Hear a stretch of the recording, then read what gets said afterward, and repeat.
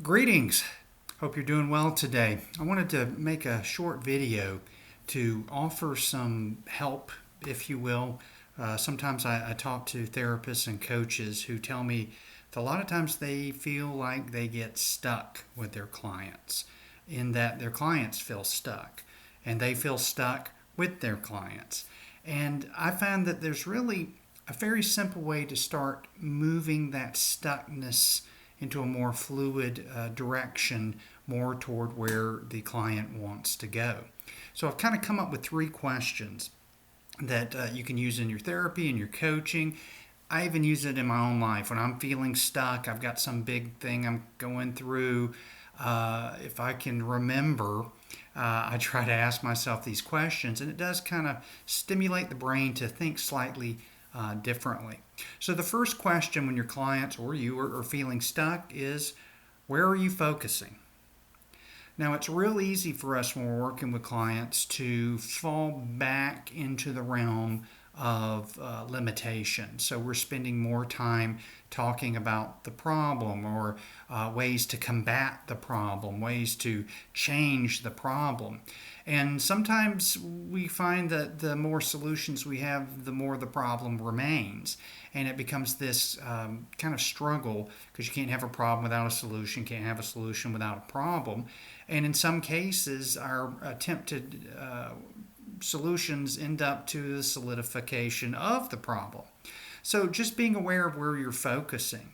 If you're with a client and all you're doing is talking about the presenting issue, the problem, where they feel stuck, after we've honored their concerns, if we continue to stay there, it is not uncommon for us to feel stuck.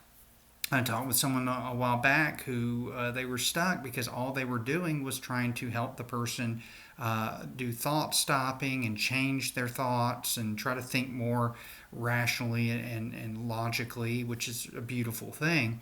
Unfortunately, this approach wasn't working, and it caused that person to have to continue thinking about what they don't want in order to try and stop it and change it. So, a simple approach was to just be aware that where you're focusing is not the direction where the client wants to go. By focusing completely on the problem, the bulk of the time you're working with your client, you kind of help them stay stuck there. So, the second question, after we've determined where we're focusing, is where else could we focus? If there are other areas of the client's life that you could focus on, just maybe take an assessment, maybe with the client. Now, we've been talking about problem. Where else could we go? What else could we talk about? So everyone has hobbies. Everyone has other things in their life, their career, their work, their family. That's not as directly tied to the problem. So if just taking an assessment of other things in their life and maybe even just starting a conversation about something else that may seem totally unrelated to the problem is a way to kind of bring your client, even just for a little while, out of the limitation of that problematic thinking, action, emoting, whatever it is. And the third question is, where could you focus that is more energetic? And by that I mean where there's more life, where there's more spirit. And it's kind of, where does the client get more energy? So if the client is talking about where they have a lot of anxiety around a certain situation, where they have a lot of really energy towards something they enjoy, maybe spend some time on that. Talk about the difference between those kind of energies, moving them towards something that they do. I had a coaching client a while back who they were very stuck on the idea that they have to come up with a new product, they have to have a new product. And they were stuck because they couldn't come up with a new product. So I just asked them, what do they enjoy about their business? What do they feel they do really well? And they told me logistics. And I said, well, how could we make the logistics better? What could we do? How can we get the product into the hands of your customers faster? Or how can we make the whole shipping, obtaining the product more pleasurable or more professional, or however it was? If you're already good at it, how can we make that better?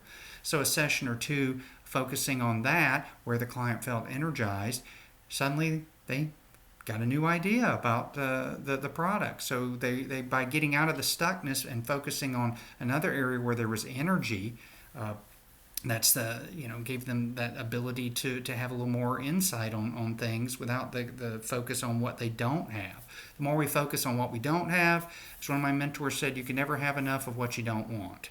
So giving them the option, you can focus on other things, and where is their energy. If you have a client who's a therapy client who's depressed, constant rumination about what's depressing only leads to more depression. Where's the one area in their life that they feel energy? Or if they don't feel energy in the moment, that they have felt energy. Maybe reconnecting them to that energy should be the focus. And then once they have energy, then the depression's easier to deal with. So again, 3 simple questions. First question is find out where you're focusing in your therapy coaching sessions. After you found out that, what else out of this whole plethora of things in the world could you focus? And then the third question is narrowing down what could you focus on that's a more empowering, energetic area for the client or for yourself. It seems very simple, but when you really think in this way, it starts to open up all these little potential possibilities. So give it a shot. I hope it helps, and just see where it takes you. Have a great day. Thanks.